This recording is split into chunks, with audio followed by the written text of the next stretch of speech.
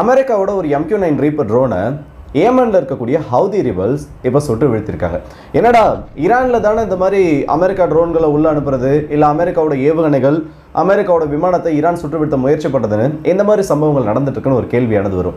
ஆனால் அடுத்ததா ஏமன் எந்த அளவுக்கு இப்போ மாறப்போகுது, அமெரிக்காவோட அந்த ரேடார்க்குள்ளே வரப்போகுதுன்றத இந்த ஒரு ட்ரோன் சுட்டு வீழ்த்தப்பட்ட சம்பவம் வெளியுலகத்துக்கு வெளிச்சம் போட்டு காமிச்சிருச்சு.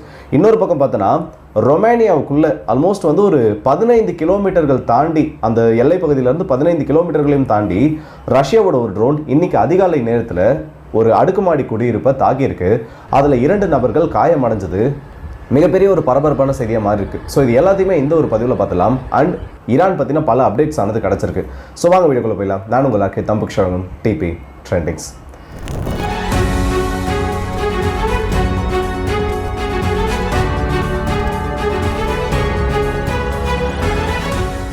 அமெரிக்காவோட ஒரு MQ-9 ரீப்பர் ட்ரோன் ஆனது ஏமனில் சுட்டு வீழ்த்தப்பட்டதா காலையில் ஒரு செய்தியானது வெளியில் வந்துச்சு. அது கூடவே ஹவுதிஸ் ஒரு வீடியோ ஃபுட்டேஜ்ன்றதையும் வெளியிட்டாங்க. அவங்க வெளியிட்டிருக்கக்கூடிய அந்த ஃபுட்டேஜை பார்க்குறப்போ அமெரிக்காவோட ஒரு ட்ரோன் அந்த சுட்டு வீழ்த்தப்பட்டது கன்ஃபார்ம் பண்ணப்பட்டுச்சு. அந்த கீழே விழப்பட்ட டெப்ரிஸும் அது MQ-9 ரீப்பர் தான்றதை உறுதிப்படுத்திடுது. ஏமனோட மரிப் கவர்னேட் பகுதியில் இந்த ஒரு சம்பவமானது நடந்திருக்கு. 2 MQ-9 ரீப்பர் ட்ரோன்கள் இன்னைக்கு ஒரே நாளில் ஹவுதிஸ்னால டார்கெட் பண்ணப்பட்டிருக்கு. ஆனால் அதில் ஒரு ட்ரோன் தப்பிச்சிருச்சு, இன்னொரு ட்ரோன் ஹவுதிஸோட சர்ஃபேஸ் டு ஏர் மிசைல் சிஸ்டம்ஸோட அந்த ஒரு ஃபயரில் மாட்டிக்கிச்சு. இப்போ அடுத்த இருக்கக்கூடிய ஒரு கேள்வி என்னன்னா, ஹவுதிஸ் ட்ரோனை சுட்டு வீழ்த்தினது இருக்கட்டும், இதுக்கு முன்னாடி வந்து பல முறை அமெரிக்காவோட ட்ரோன்ஸை ஹவுதிஸ் சுட்டு வீழ்த்திருக்காங்க. ஆனால் இந்த முறை அமெரிக்கா எதுக்கு ஏமன் மேலே கான்சன்ட்ரேட் பண்ணணும்? நார்மலாக ஒரு ட்ரோன் உள்ளே போயிருந்ததுன்னா இது சந்தேகத்தை கிளப்ப போகிறது கிடையாது. ரொட்டீனாக வந்து அவங்க ஹவுதிஸ் அவங்களோட சர்வேலன்ஸில் வச்சிருக்காங்க, இல்லை அந்த ஆயுத நடமாட்டங்கள் ஈரான்லேருந்து வெப்பன்ஸ் வரது இது எல்லாத்தையும் கண்காணிக்கிறாங்கன்னு வச்சிருக்கலாம். ஆனால் 2 ட்ரோன்கள் ஒரே நேரத்தினால ஹவுதிஸால் ஐடென்டிஃபை பண்ணப்பட்டிருக்குன்னா ஐடென்டிஃபை பண்ணாமல் இன்னும் பல ட்ரோன்கள் அந்த வான்பரப்பில் இருந்திருக்கலாம். எந்த மாதிரியான சூழல்கள் அமெரிக்கா இந்த மாதிரி உளவு ட்ரோன்கள் அதிகமாக உள்ள அனுப்புவாங்கன்னு கொஞ்சம் தேடி பார்க்குறப்போ ஒரு ஸ்ட்ரைக் அடுத்ததான் அந்த இடத்துல நடத்தப்பட போகுது, இல்லை வேற ஏதோ மேசிவான ஒரு ஆப்ரேஷன்ன்றதை அந்த பகுதியில் பண்ண போகிறாங்கன்னா மட்டும்தான் இந்த அளவுக்கு அதிகப்படியான உளவு ட்ரோன்கள் அமெரிக்கா உள்ள அனுப்புவாங்க. அப்போ ஈரான் யுத்தம் முடியறதுக்கு முன்னாடி ஹவுதிஸின் மீதும் ஒரு தாக்குதல் நடத்தப்பட்டாலும் அதில் ஆச்சரியப்படுறதுக்கு ஒன்றும் இல்லை. ஆனால் இந்த முறை ஹவுதிஸோட surface to air missile system பவரானது கொஞ்சம் பிரமிக்க வச்சிருக்கு. ஏன்னா இதுக்கு முன்னாடிலாம் பார்த்தோன்னா மேன்பேட்ஸை பயன்படுத்தி ரொம்ப லோ ஆல்டிடியூட்ல பறக்கிறப்ப தான் ட்ரோனை சுட்டு வீழ்த்திருப்பாங்க. அவங்க கேப்சர் பண்ண அந்த ஃபுட்டேஜ் இல்லை, அதுக்கப்புறமா அவங்க வெளியிட்டு இருக்கக்கூடிய சில வீடியோஸ் எல்லாம் பார்க்குறப்போ இந்த ட்ரோன் அதோட அதிகபட்ச ஆல்டிடியூட்ல இருக்கப்போ சுட்டு வீழ்த்தப்பட்டிருக்கு. ஈரான்ல இருந்து அதிகப்படியான surface to air missile system ஹவுதிஸ்க்கு ஷிப்மெண்ட் ஆகி இருக்கிறத இது உறுதிப்படுத்திருக்கு. ஸோ இந்த யுத்தம் தொடங்கினதுக்கு அப்புறமா ஈரானோட ப்ராக்ஸி குரூப்ஸ் எல்லாருமே பலமடைஞ்சிருக்காங்க, அதுல ஹவுதிஸும் அடக்கம். அடுத்ததா ஈரானோட பார்லிமெண்ட் ஸ்பீக்கர் கலிபாஃப் அவர்கள் இன்னைக்கு முக்கியமான 3 செய்திகளை வெளியிட்டிருக்காரு. அதாவது அவரோட பேட்டியில 3 முக்கியமான விஷயங்களை சொல்லியிருக்காரு. என்னன்னு பார்த்தோன்னா, இந்த ஸ்ட்ரைட் ஆஃப் ஹோர்மஸ் இல்ல ஈரானோட அந்த அமைதி பேச்சுவார்த்தைன்றதை ஈரான் தான் முடிவு பண்ணணும். முதல்ல ஆயுதங்கள் தான் எங்களோட பலம். இந்த ஆயுதங்களானது ஈரான் கிட்ட இருக்க வரைக்கும் யாரும் எங்களை கட்டுப்படுத்த முடியாது. முதல்ல நாங்களாம் வந்து ஃபர்ஸ்ட் வந்து ஈரானை பற்றி எல்லாம் பேசுகிறப்போ ஈரானை வீக்கான ஒரு நாடாக ப்ரொஜெக்ட் பண்ணிட்டாங்க. யாராச்சும் எங்களோட நாட்டின் மீது ஒரு தவறான ஒரு தாக்குதலை தொடுக்கணும்னு நினைக்கிறாங்கன்னா எங்களோட ஏவுகணைகள் தான் பதில சொல்லும், அதுக்கப்புறமா தான் டிப்ளமசி ஆனது தொடங்கும். இரண்டாவது, ஈரான் நினச்சி பார்க்குறத விட ரொம்ப பவர்ஃபுல்லாக இருந்துட்டு இருக்கு, இது அந்த நாடுகளுக்கும் தெரியும். ப்ரெஷர் போட்டு இல்லை உலகத்தில் இருக்கக்கூடிய மற்ற நாடுகள் கிட்ட பேசி ஒரு பீஸ் டீலை புரோக்கர் பண்ணணும்னா அது இங்கே நடக்காது. ஈரானோட பேச்சுவார்த்தை நடத்தப்பட்டு ஈரானோட கோரிக்கைகள் ஏற்கப்பட்டு ஈரானுக்கு இருக்கக்கூடிய பிரச்சனைகள் சரி பண்ணப்பட்டாதான் இந்த இடத்துல அமைதியானது ஏற்படும். மூணாவது, யாரும் ஈரானை ஆள நினைக்க முடியாது. ஈரான்ல இந்த IRGCன்னு சொல்லக்கூடிய ரெவல்யூஷனரி காட் காப்ஸ் இருக்க வரைக்கும் இந்த இடத்துல இஸ்லாமிய ஆட்சி தான் நடக்கும். இந்த இடத்த விட்டு இந்த ஆட்சியை கொண்டு போகணும்னு நினைக்கிறதோ இல்லை இன்னைக்கு இருக்கக்கூடிய ரெஜிம் சேஞ்ச் பண்ணணும்னு நினைக்கிறதோ யாருனாலையும் செய்ய முடியாது. அதற்கு எங்க ராணுவம் விடாது. ஒருவேளை அதையும் தாண்டி அவங்க அதை பண்ணணும்னு நினைச்சாங்கன்னா ஈரானுக்குள்ள அவங்க இறங்கி அந்த ஆட்சி மாற்றத்தை செய்யணும்னு நினைக்கிறதுக்கு முன்னாடி அதற்கான பதிலடி எங்களோட ராணுவ வீரர்கள் கொடுப்பாங்கன்னு சொல்லிட்டு ஒரு எச்சரிக்கையாகவே இன்னைக்கு கொடுத்துருக்காங்க. அண்ட் ரொம்ப கவனிக்க வேண்டிய விஷயம் என்னன்னா, இதில் சீனாவோட இன்ஃப்ளூன்ஸ் தான். ஏன்னா சீனா ரொம்ப பெரிய ஒரு மீடியேட்டரா, அதாவது அன்அஃபிஷியல் மீடியேட்டரா இந்த இடத்துல வளர்ந்துட்டு இருக்காங்க. அப்படி இருக்கக்கூடிய ஒரு நேரத்தில் இந்த ஸ்டேட்மெண்ட் ஆனது வெளியில வந்திருக்கு. அண்ட் ஸ்ட்ரைட் ஆஃப் ஹோர்மஸ்ன்றது ஆல்மோஸ்ட் ஏர் டிராஃபிக் கண்ட்ரோல் எப்படி பண்ணிட்டு இருப்பாங்களோ அதே மாதிரி இப்போ பண்ண ஆரம்பிச்சிருக்காங்க.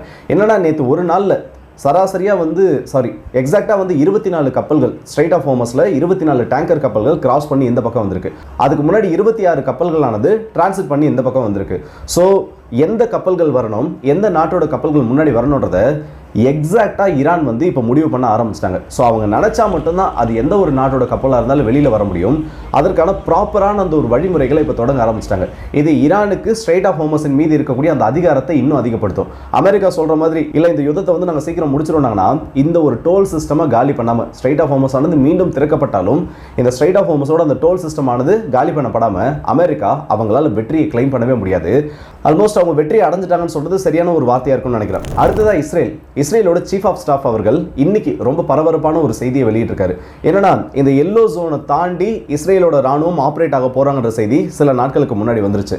ஆனால் அதையும் தாண்டி ஓப்பனா லெபனனுக்கு எதிரான அந்த ஒரு அஃபென்சிவ் ஆப்ரேஷனை தொடங்கிறதுக்கான அந்த பாசிபிலிட்டிஸை இஸ்ரேல் இப்போ தேடிட்டு இருக்காங்க. ஒரு அஃபென்சிவ் ஆப்ரேஷன்னா ஹெஸ்புல்லாவுக்கு எதிரான அந்த முழு நேர தாக்குதல் மட்டும் இல்லாமல் நிலங்களை எக்ஸ்பேண்ட் பண்ண முடியுமோ அதற்கான ஒரு யுத்தமாகவும் இதை மாற்றிடுவாங்க.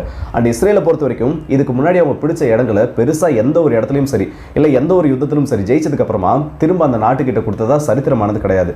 அண்ட் ஆப்ரேஷன் கிரனேடுன்னு சொல்லக்கூடிய ஒன்றும் இப்போ வெஸ்ட் பேங்க் மேற்கு கரை பகுதியில் லான்ச் பண்ணப்பட்டிருக்கு. இந்த ஆப்ரேஷன் கிரனேடுன்றது ரொம்ப தீவிரமான ஒன்று. காரணம் அங்கே இருக்கக்கூடிய மக்களை வேறு இடங்களுக்கு மாற்றிட்டு அந்த பகுதியை மொத்தமாக டேக் ஓவர் பண்ணுறதுக்கான அந்த ஒரு ப்ராஜெக்ட்ல இப்போ இஸ்ரேல் இறங்கியிருக்காங்க. ஸோ அதை பற்றி வேணா தனியாக ஒரு வீடியோ பார்க்கலாம். அந்த அளவுக்கு ரொம்ப முக்கியமான ஒரு டாப்பிக்காக மாறிட்டு இருக்கு. இப்போ அமெரிக்காவுக்கு இதில் என்ன தான் பிரச்சனை? ஒரு பக்கம் பார்த்தோன்னா இஸ்ரேல் அவங்க நினைக்கிறது எல்லாத்தையுமே நடத்திட்டு இருக்காங்க. இன்னொரு பக்கம் பார்த்தோன்னா அமெரிக்கா நினைக்கிறத அவங்களால நடத்த முடியல. ஈரான் யுத்தம் முடிவுக்கு வந்திருக்கணும், இந்நேரத்துக்கு அமெரிக்கா அதில் வெற்றியாளராக அடைஞ்சிருக்கணும். ஆனால் அது நடக்காதப்போ இஸ்ரேல் வந்து ரொம்ப வேகமாக அவங்களோட பிளானில் என்ன இருக்கோ அது எல்லாத்தையும் நடத்திட்டு இருக்காங்க. இப்போ சிஎன்என்ல வந்திருக்கக்கூடிய ஒரு ஆர்டிக்கல் அமெரிக்காவோட அடுத்த கட்டம் என்னன்றதை தெளிவுபட காமிச்சிருக்கு. அமெரிக்காவுக்கு ஈரானில் இருக்கக்கூடிய யுரேனியம் தான் ஃபர்ஸ்ட் ப்ரியாரிட்டி. அந்த ஃபர்ஸ்ட் ப்ரியாரிட்டின்றதை அவங்க ஆல்மோஸ்ட் அச்சீவ் பண்ணிட்டாங்க. 2025 நடத்தப்பட்ட தாக்குதல் எஃப்ஷாகன் பகுதியில் அந்த நியூக்ளியர் ஃபெசிலிட்டியில் வச்சு மண்ணோட மண்ணா அந்த யுரேனியம் மட்டும் தான் உள்ளே வந்து மூட வச்சுட்டாங்க அந்த டனல்ஸ்ன்றது. இதை ஈரான் எடுக்க ட்ரை பண்ணியும் அவங்களால அந்த மூடப்பட்ட அந்த ஒரு சுரங்கங்கள் வரைக்கும் உள்ளே போயிட்டு தோண்டி அவங்களால எடுக்க முடியல. அவங்க அதை எடுக்க போகிற நேரத்தில் அமெரிக்கா மீண்டும் ஒரு தாக்குதலை தொடங்கிட்டாங்க. இப்போ ஸ்பெஷல் ஃபோர்ஸஸ் உள்ள அனுப்பப்பட்டா அந்த யுரேனியமை திரும்ப ரெட்ரீவ் பண்ணுறதுக்கான எடுக்கிறதுக்கான அந்த பாசிபிலிட்டிஸ் ஆனது வெறும் 40% மட்டும்தான் இருக்குது. இந்த 40%லையும் ஹெவி கேஷுவாலிட்டியோட தான் புதைக்கப்பட்டிருக்கக்கூடிய யுரேனியமை எடுக்கிறதுக்கான வாய்ப்பு இருக்குன்றது அமெரிக்காவோட தலைமைக்கு தெரிவிக்கப்பட்டிருக்கு. இப்போ அமெரிக்கா அதுக்கு அடுத்தது என்ன ஒரு முடிவில் எடுத்திருக்காங்கன்னா சரி ஓகே ஸ்பெஷல் ஆப்ரேஷன் ஆனது உள்ளே போய் பண்ண முடியாது. ஈரான் வந்து அதை எடுக்கிறனால இன்னும் ஆல்மோஸ்ட் வந்து மாச கணக்கில் இல்லை வருஷ கணக்கில் ஆகும். அப்போ ஈரானுக்கு நம்ம 2 ஆப்ஷனை கொடுப்போம். ஒன்று அந்த யுரேனியம் எடுத்து ஏன் கிட்ட கொடுத்துரு, அப்படி இல்லையா அது பூமிக்குள்ளேயே இருந்து டவுன் பிளெண்ட் ஆகட்டும். நீங்கள் எந்த அளவுக்கு அதை சுத்திகரிச்சிங்களோ அதே அளவுக்கு அதை பூமியில் விட்டுனா அதோட பவர் ஆனது குறைஞ்சிடும், டவுன் பிளெண்ட் ஆகிடும். ஒன்று என்கிட்ட கொடு இல்லை அது பூமியிலேயே மண்ணோட மண்ணா போட்டோன்னு சொல்லிட்டு இந்த 2 ஆப்ஷனை கொடுக்கலான்ற ஒரு முடிவுக்கு வந்திருக்கதா சொல்லியிருக்காங்க. அப்போ சீனாவோட கஸ்டடின்றதையும் அவங்க அக்செப்ட் பண்ணல, ரஷ்யாவோட கஸ்டடின்றதையும் அக்செப்ட் பண்ணல. ஒன்று என்கிட்ட கொடு இல்லைனா அது அப்படியே வேஸ்ட் ஆகட்டும். இதுதான் அமெரிக்காவோட ஒரு கோட்பாடாக இருந்துட்டு இருக்கு. ஏன்னா இந்த 2 தரப்பு கிட்ட கொடுத்தாங்கன்னா அது எப்போ வேணும்னாலும் ஈரானோட கைகளுக்கு போகிறதுக்கு வாய்ப்பு இருக்கு. அப்போ அமெரிக்கா ஈரான் வந்து யுரேனியம் என்ரிச் பண்ண மாட்டாங்க, இல்லை என்ரிச் பண்ணாலும் பிரச்சனை இல்லை, அவங்க வந்து வெப்பன்ஸ் கிரேட் யுரேனியம் ஆடுறதுக்கு சில வருஷம் கேப் கொடுத்து அதுக்குள்ள நம்மளால எல்லாத்தையும் சரி பண்ண முடியுன்றது இந்த இடத்துல ஜஸ்ட் ஒரு கனவா மட்டும் தான் மாறிட்டு இருக்கு. ஸோ அமெரிக்கா இப்போ இருக்கக்கூடிய யுரேனியம் விட்டனா அடுத்தது ஈரான் என்ன பண்ணுவாங்கன்றதை தெளிவாக பிடிச்சிட்டாங்க. அதற்கேற்ற நடவடிக்கைகளை எடுக்க ஆரம்பிச்சிட்டாங்க. இப்போ ரொமேனியா, ஏன்னா ரஷ்யா வந்து நேற்று அதாவது இன்னைக்கு அதிகாலை நேரத்தில் 262 ட்ரோன்கள் ஒரு பாலிஸ்டிக் ஏவுகணையை உக்ரைனோட மேற்கு பகுதிகளில் தாக்குதல் நடத்துறதுக்கு அனுப்பியிருக்காங்க. இதில் சில ட்ரோன்கள் என்ன பண்ணிருச்சுன்னா ரொமேனியா பார்டரை தாண்டி 4 நிமிஷத்துக்கும் அதிகமாக டிராவல் பண்ணி கராட்டின் சொல்லக்கூடிய ஒரு பகுதி அடைஞ்சிருக்கு, சுற்றுப்படுத்தப்பட்டிருக்கு. ஆனால் அந்த ட்ரோன்கள் வந்து எவேசிவ் மேனுவர்ஸ் பண்ணதுனால அவங்களோட விமானப்படையை பயன்படுத்தி கூட அவங்களால அவ்வளோ சீக்கிரத்தை அதை சுற்றுப்படுத்த முடியல. ஏன்னா ரொம்ப ஷார்ட்டஸ்ட் டைம் பீரியட் 4 நிமிஷத்துக்குள்ள உள்ள வரக்கூடிய ட்ரோன்ஸை நீங்கள் இன்டர்செப்ட் பண்ணுறப்போ உங்களோட விமானங்கள் டேக் ஆஃப் ஆகிறதுக்குள்ள அது கீழே அதோட இம்பாக்ட் ஏற்படுத்திடும். ஆனால் அப்படி இருந்தும் சில surface to air missile systems வந்து ஃபயர் பண்ணியிருக்காங்க. அதில் பார்த்தோன்னா 2 ட்ரோன்கள் சுற்றுப்படுத்தப்பட்டிருக்கு. சில ட்ரோன்கள் வந்து திடீர்னு ரேடார்ல இருந்து காணாமல் போயிருக்கு. ஒரு ட்ரோன் என்ன பண்ணிருக்குன்னா அங்கே இருக்கக்கூடிய ஒரு அடுக்குமாடி குடியிருப்பின் மீது வந்து மோதி இருக்கு. இதில் 2 நபர்கள் வந்து காயமடைஞ்சிருக்காங்க. அவங்க மருத்துவமனையில் சிகிச்சைக்காக சேர்க்கப்பட்டதா சொல்லிருக்காங்க. இது நடந்த உடனே ரஷ்யாவோட தூதர அதிகாரிகள் அந்த நாட்டை விட்டு வெளியேறதுக்கு ரொமேனியா ஒரு உத்தரவு போட்டிருக்காங்க. நாட்டோ மிகப்பெரிய ஒரு அளவு எச்சரிக்கையை கொடுத்திருக்காங்க. செய்தி ஊடகங்கள்லாம் இது எப்படி வந்திருக்குன்னு பார்த்தோன்னா ரஷ்யாவோட ட்ரோன் வந்து உக்ரைனோட எல்லையை தாண்டி தவறுதலாக இந்த பக்கம் வந்துட்டு தான் சொல்லிட்டு இருக்காங்க. நான் திரும்ப சொல்கிறேன், ரஷ்யா இது எதையுமே தெரியாமல் பண்ணலை, அவங்க டெஸ்ட் பண்ணிட்டு இருக்காங்க. சில இடங்களில் சில சம்பவங்களில் வந்து ட்ரோன்கள் தவறுதலாக உள்ளே வந்தாலும் ரிப்பீட்டடாக இந்த ரஷ்யா பண்ணுறது நாட்டோட ரெடினஸ்ன்றதை டெஸ்ட் பண்ணுறாங்க. எந்தெந்த இடத்துல எப்படி பிரச்சனைகள் இருக்குது, இல்லை நம்ம ஒரு தாக்குதல் நடத்துகிறப்போ எப்படி வந்து அந்த நாட்டோ ரியாக்ட் பண்ணுறாங்கன்னு சொல்லிட்டு. ஸோ அடுத்ததாக ரஷ்யா என்ன பண்ண போகிறாங்கன்னு தெளிவாக தெரிஞ்சிருச்சு. ஒன்று பால்டிக் நாடுகள் இல்லை பக்கத்தில் இருக்கக்கூடிய ஏதோ ஒரு நாட்டில் பெரிய ஒரு சம்பவத்தை பண்ண போகிறாங்க. நீங்கள் இந்த டைம் லைன் எடுத்து பாருங்களேன், ஒன்னோட ஒன்று அப்படியே சேரும். புதின் அவர்களுக்கு அதிகாரமானது கொடுக்கப்படுது. எந்த நாட்டில் ரஷ்யர்களுக்கு பிரச்சனைனாலும் அந்த நாட்டின் மீது ராணுவ நடவடிக்கை எடுக்கலாம். அடுத்தது வந்து பார்த்தோன்னா தொடர்ந்து லைவாக வந்து மிசைல்ஸ் நியூக்ளியர் வார்கெட்ஸை பெலாரஸ்க்கு அனுப்புறது. உடனே பார்த்தோன்னா ஜெலன்ஸ்கி அவர்கள் 500 டார்கெட்ஸை நாங்கள் பெலாரஸில் ஃபைன் பண்ணி வச்சிருக்கோன்றாரு. நியூக்ளியர் வெப்பன்ஸ் வச்சிருக்காங்க. அதுவும் அந்த எந்த மாதிரி ஒரு நாடு பெலாரஸ்ன்றது தெரியும். ஏதாச்சும் ஒரு பிரச்சனை எதை பற்றி யோசிக்க மாட்டாங்க. ஏன்னா எந்த ஒரு பிரச்சனை பற்றி அவங்க யோசிக்க மாட்டாங்க. கிட்டத்தட்ட வந்து ஒரு குட்டி நார்த் கொரியா மாதிரி அந்த நாடு. அவங்க கிட்ட போயிட்டு ஒரு பிரச்சனை பண்ணால் அதோட விளைவு என்ன நடக்கும் தெரியும். இது எல்லாமே ஒன்னோட ஒன்று தொடர்புடையது தான். வரப்போகிற நாட்களில் நாட்டோ விசஸ் ரஷ்யான்னு சொல்லக்கூடிய அந்த டாப்பிக்கில் ஏகப்பட்ட சம்பவங்கள் நடக்கும். அது ஒவ்வொன்றுமே நாட்டோ விசஸ் ரஷ்யான்னு சொல்லக்கூடிய அந்த யுத்தத்தை நெருக்கமாக கொண்டு வந்து விடும். ஸோ இதை பற்றி உங்களோட கருத்துக்கள் மற்றும் இந்த வீடியோ பற்றி உங்களோட கருத்துக்களை மறக்காமல் கமெண்ட்ஸில் சொல்லுங்கள். அண்ட் அடுத்த வீடியோ சந்திப்போம். மற்றவங்க இந்த மாதிரி உங்கள் இருக்கேன்.